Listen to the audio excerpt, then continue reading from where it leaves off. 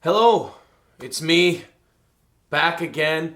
We're going to try this this new thing where we make perhaps a weekly video on a Friday night. Different topics from now on. They'll be of your suggestion, your choosing. Just comment section below. I hate it when people do that. I shouldn't have done that. I gotta kick myself in the nuts later. Anyway, I want to do a weekly video, different topic each video.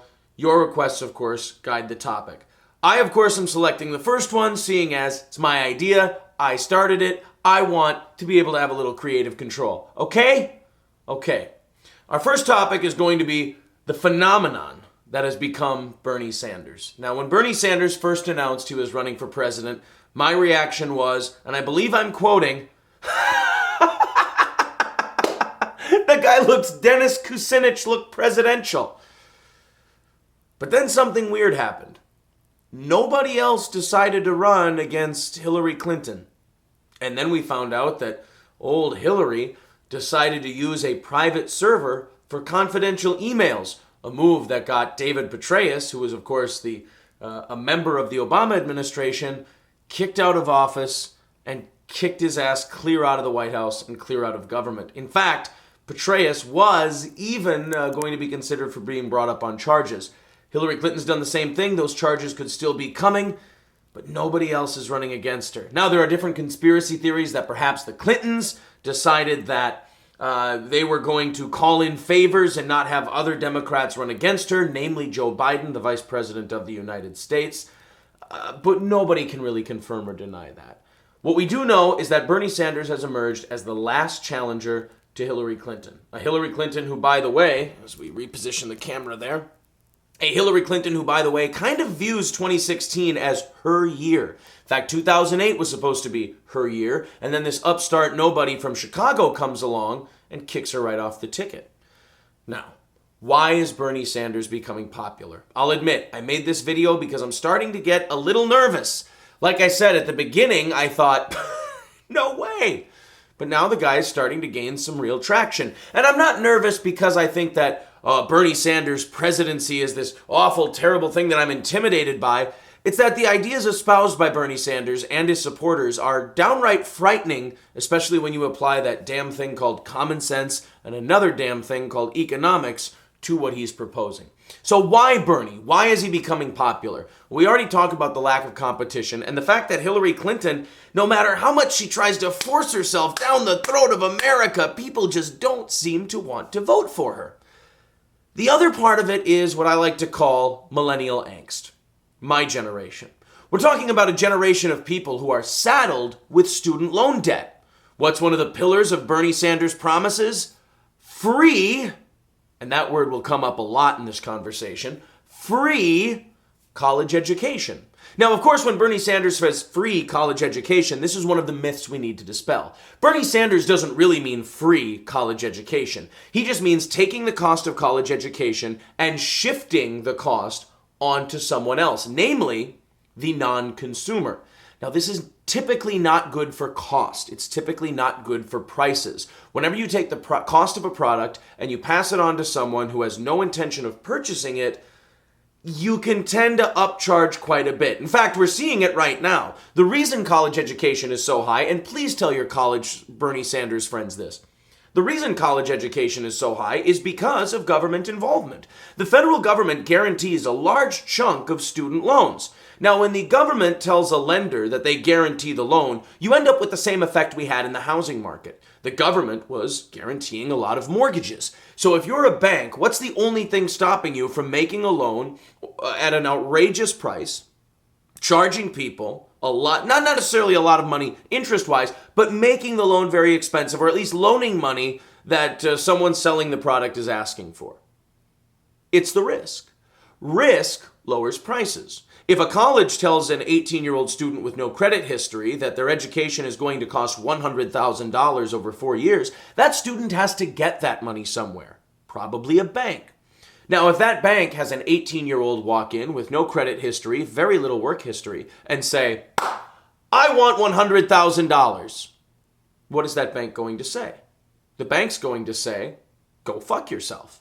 Why? Because they are guessing that an 18-year-old doesn't have the $100,000 to pay them back unless it's over a long period of time, which may be a little too much risk for the bank to take on. So now the university has to decide, do we cut some of our worthless programs that we have with nonsensical, non-competitive degrees that these kids are being goofed into getting that really don't exist in the free market? Or are they going to go with a smaller enrollment, namely people who can afford to pay cash for a $100,000 education, which really cuts your pool down quite sizably?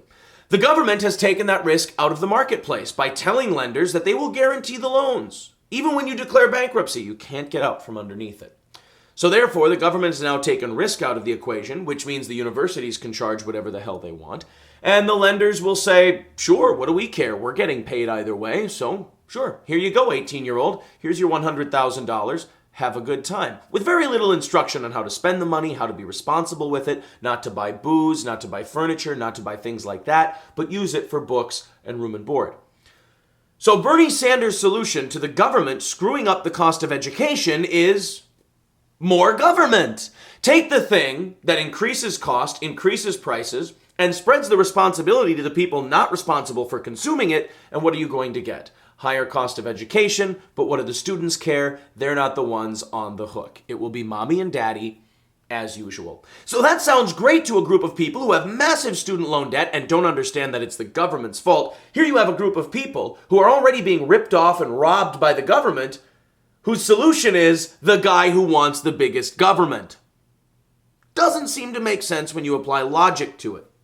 But they're angry, they're upset, they feel like they've been cheated, they feel like they're being robbed, they feel like they're being screwed. And let's not forget, young people have only experienced socialism. They grew up in their parents' house, fully subsidized, eating their parents' food, fully subsidized, and a lot of them getting an education at least partially funded by their parents' hard work and their own money, partially subsidized. So when you've lived this life forever and it's gotten you to a pretty decent position, sure, why not keep that going? Now, the reason, of course, the rest of us say, why keep that going, is because we'd like to have our own home someday. We'd like to have our own career, our own jobs, our own money, and produce these things. And we know that the best way for this to become a reality is through the free market, through voluntary trade, through finding a job, moving up, less government, less regulation, and of course, less of those government guarantees that seem to make the products we want to pursue more expensive. So millennial angst is a big part of it. Remember, when people are upset and they feel like they've been robbed, they tend to go with someone who says they'll take care of them, i.e. Barack Obama in 2008. Remember, the people had just been ripped off by the government again in the home mortgage crisis. But it was sold to them as these dirty banks, these filthy banks, these awful mortgage people, and these awful lenders. Now, if you're a lender, what are you supposed to do when the government comes to you with a wheelbarrow full of money and says, hey, loan this money to these people? And the bank says, we can't, they can't afford it. Don't worry about it. If the loan goes bad, we'll bail you out. This was written into law years before the crisis. We didn't have a choice to bail out the banks. The government promised them they would. If you're the bank, you're going to take that wheelbarrow full of money every single time. You've got shareholders, you've got investors, you've got customers. So, millennial angst, big part of it. They're looking for love in all the wrong places, as college kids want to do from time to time. So the problems, we already talked about it. Free programs. How is it going to be paid for? Bernie Sanders swears to God he can only tax the rich people. He's going to take those dirty hedge fund managers, which most people don't even know what they are. He's going to take these filthy speculators, which are the people who set prices. They're kind of middlemen. They're not really necessary, but they exist. They make their living. Bernie Sanders says, I'm going to tax them, and that will pay for everyone's education. Now, this sounds great until you learn how to count. Mathematics, common sense, and personal liberty tend to put a damper on just about everything Bernie Sanders believes. So as far as the taxation goes, you show me a government program that's come in under budget, and you show me a tax that is actually paid for it, and I'll show you a government program that doesn't exist yet. The gasoline taxes has funded our roads and bridges. We're constantly looking for more money. The Social Security tax, the payroll tax, has covered Social Security. Please, it's one of the biggest drivers of our future unpaid entitlements, and one of the biggest drivers of our long-term deficits going forward. Medicare tax, Medicaid tax, same exact thing. These things do not cover what the government says they will. Look no further than our debt, 17, 18, 19 trillion dollars, an annual budget deficit of right around $500 billion. So when the government says, I'm only going to charge you this for this product, forgive me for my skepticism. Plus, we also know the private sector is much better at educating people. We see that now with charter schools becoming a competition, a competitor to government public schools. Private schools have been around for a long time. Kids do very well in those. The more we privatize these things, the better they tend to perform because there's an accountability that doesn't exist with government and also a profit motive. You need to service your customer well or the customer won't come back. When you're the government and you have a monopoly on something, you really don't care for quality control at all. And it shows. So the taxation angle. Let's say it does just take a tax on wealthy people. Let's just say if we raise taxes on wealthy people, that'll pay for all of it. I'll accept the argument. I still reject it. Why? Simply put, taxing people just because they're wealthy is morally inexcusable. Just because someone has more doesn't mean you should take it from them. And it certainly doesn't make it more okay for you to take it from that person. Do you know who takes from people just because they're bigger or better or more successful than they are? Jealous people. Jealous losers, more importantly. When you see these college kids who have never gotten a job in their life because they got a degree in something worthless, not because they were cheated by the free market somehow, if you're being compensated $10 an hour for a job, it's because your labor is worth exactly $10 an hour. Gain more skills, apply for better jobs, or realize that maybe you went into something that's not as profitable as your guidance counselor told you it was going to be. So taxing wealthy people sounds great, right? Until you realize that under a lot of these plans, basic working people tend to be considered wealthy. I don't know about you, but the government already takes, when you consider all the taxes I pay, around 40% of my wealth. I don't want to be 40% partners with the government. If I start a business and I ask for investors and they decide to invest in me and we agree on them becoming 20, 30, 40% partners and we have a set of standards based on that investment, that's fine. That's voluntary trade. The government, however, especially with things like the income tax, puts a gun to your head, figuratively, sometimes literally. If you don't pay that income tax, men with guns show up at your house and take you away. This isn't moral. This isn't right. And you're taking it from the people who produce. I work for wealthy people. I work for rich people. I want them to have as much money as they can. I don't want the government to have it. I can't get it back from the government.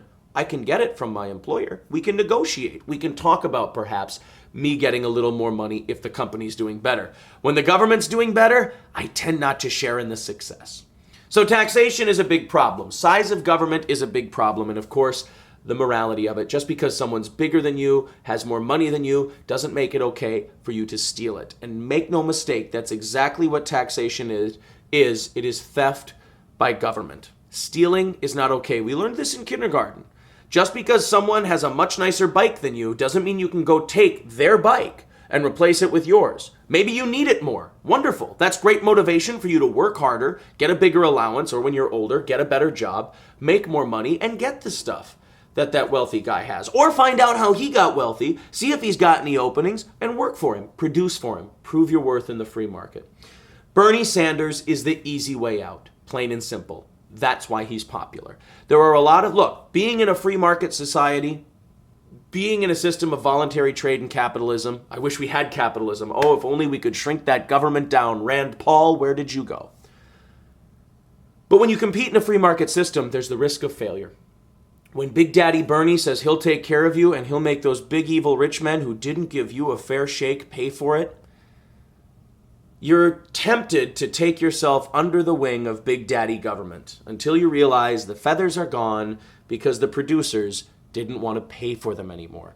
Be careful when you support Bernie Sanders. I'm not insulting individual Bernie Sanders supporters. You're probably very good, well-intentioned people. We have to make a difference between criticizing an idea and criticizing the people who support it. We want to convince the people who support it to change their mind. We want to convince them of the worthiness of our cause. We don't want to sit there and call them stupid or morons, even though